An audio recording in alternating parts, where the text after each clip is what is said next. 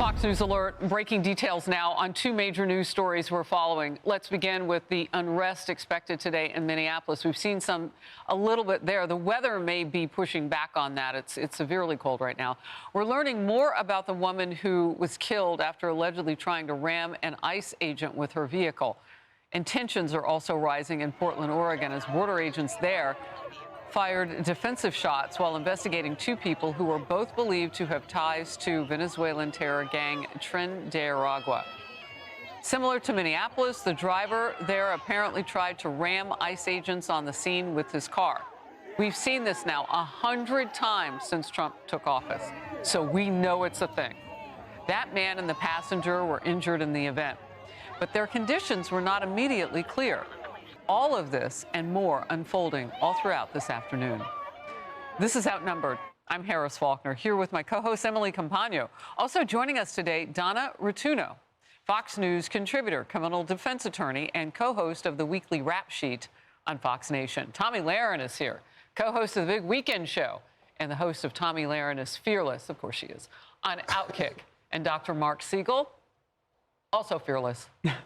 Fox News senior medical analyst, professor of medicine at NYU Langone Health, and the author of the brand new bestseller, New York Times bestseller, The Miracles Among Us, How God's Grace Plays Role in Healing. Well, let's jump right in here, Emily, and I want to go to that news conference that happened this morning. And talk to me about how the law works when the mayor of the city was cussing. That's not illegal. But talking all about how it was a murder and setting the scene and doing the whole thing, but now says you're not allowed to prejudge. And look, I don't want to conflate topics today, but right now, Luigi Mangione has some motions up for adjudication in the same city that we're sitting in. And the arguments presented by his defense were exactly that point. They claimed that the administration came out publicly and said certain damning things, tainting a potential jury pool and tainting the objective neutrality of the proceedings. And so now, fast forward to yesterday in Minnesota, and the whole point is we're seeing this again. So in the same breath, we have these elected officials there in Minneapolis, the leadership, I use quotes because they're anything but, and they're using such inflammatory rhetoric. And when called upon, when pressed upon it, by the way, the mayor had, I think, the gall to respond and say, all I did was drop an F-bomb, but ICE killed someone. Doubling down that no one's talking about your use of profanity, sir. What we are talking about is the rush to judgment and the public vilification of ICE that he says is sowing chaos, disruption, murder, killing, et cetera, et cetera. Too many quotes that we can't even fill, or that an hour's not enough to use to quote him and the governor there, that have absolutely laid a blanket of tone across the whole United States. And by the way, for them seeking to have their jurisdiction over it, to have the state weigh in and have their own investigation, why should anyone trust their objectivity when clearly the people they're reporting to are so obviously biased? But Donna, do we need their trust? I mean, do we need them as part of this? I mean, this is a federal investigation. Are they right or wrong? They say they have jurisdiction, but do they? They really don't. They don't have any real standing. This is an issue that took place between a federal law enforcement officer. This is an investigation that will happen by the federal government, and therefore the state really doesn't have any standing unless they were to find that there are state charges that they can bring. But in this case, this is not their officer. This is an officer that works for the federal government. And if you look back to the George Floyd situation, which obviously this all brings up that, terrible time, that was a Minnesota police officer. So that's why the state jurisdiction took over. Even though there was a federal prosecution separate and apart, this is different. This is a federal agent. I want to go a different way with you, Tomi. The organization on the ground and what we're finding out about this woman who was shot and killed by ICE agents as she was allegedly ramming one of them with her car. We know he was injured, so there's that part. What about these far-left groups? I mean, this woman reportedly now we know was part of that group. So was her wife. Right.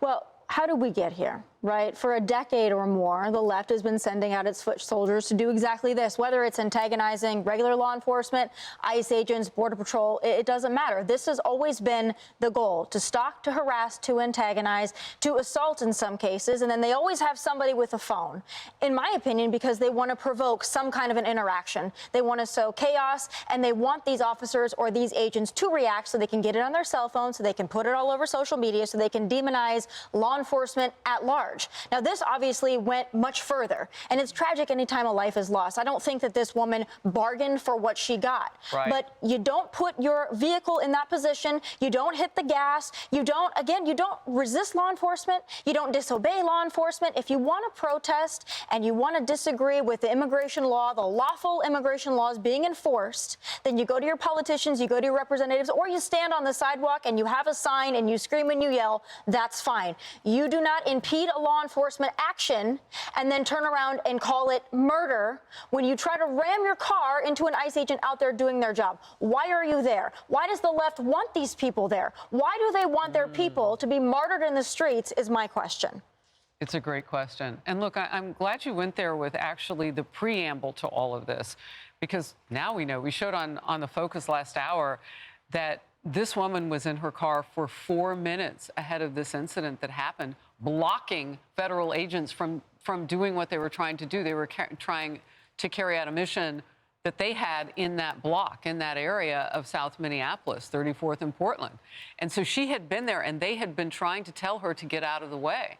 And you see it pull into view 4 minutes later, those agents still with her, trying to, we need for you to get out of the car. We need for you to do this. And then, of course, we know what happened next. It's all on video. Not to mention all of the reports that she had a long history of this type of thing with ICE agents, with her background in instigating and assaulting or at least verbally assaulting ICE agents. That's the background. I can't outdo anything with these great lawyers on this couch, how they set this up, that A, it's a federal issue. And Emily was just amazing about how we can't be doing trials on this woman, before she gets to court. Well, she's gone. But I mean, this whole situation has to be litigated, not by the left on the streets, causing tremendous rioting. This is the mistake that's been made before. This is the mistake that was made with George Floyd. This is the mistake that's being made here. It's really dangerous. I want to make one more point, and this is the point you and I always make, Harris, which is the mental health issue of what the ICE agents go through here. I mean, President Trump's trying to clean up the situation and get illegals out of the country before more crimes are committed. Detention centers are filling now. Over 60,000 illegals in detention centers, 30,000 under Biden. And he's trying to do exporting. He's trying to deport people out of the country. And ICE is trying to do justice here in this country. And they have tremendous mental health problems as a result of it, which spreads to their families. Stress. And instead, they're under attack by the left. Yeah, Harris, can I emphasize something? And Donna, keep me honest here about this. But things can morph into something very different very quickly, and we know this. This is why, in part, we have the felony murder rule, right? Something, no, we're just trying to rob a bank. When then someone gets murdered, well, that becomes a homicide. My point in bringing this up is we heard the officers order that person to get out of the car. Stop, get out of the car. That meant it was a temporary investigative detention. That meant she was not free to leave. Yeah. So when people are sort of couching this and continue to keep it rest as a protester, it was anything but in that moment. Now, again, that doesn't, there are then more things that occurred, and fleeing is not legally justified or is not a sole legal justification for killing. But again, all of the imminent threat stuff that we've been talking about is. But my point is that all of a sudden it graduated into a very different scenario. So regardless of this person's background or history or intention, even 30 seconds prior, in that instant, it was a subject that was not free to leave. She was being temporarily detained, and in her attempts to flee, put a lot of people in imminent harm. And that's the bottom line. Including her wife and all the people on the sidewalk Yes. behind her as she wrenched her car in reverse like a slingshot and went forward. I mean, ice. Like icy conditions. Yes. And just this thought, too, those previous 4 moments were why police, or why, the federal agents, well, they are law enforcement, that's the reason why they were telling her to stop.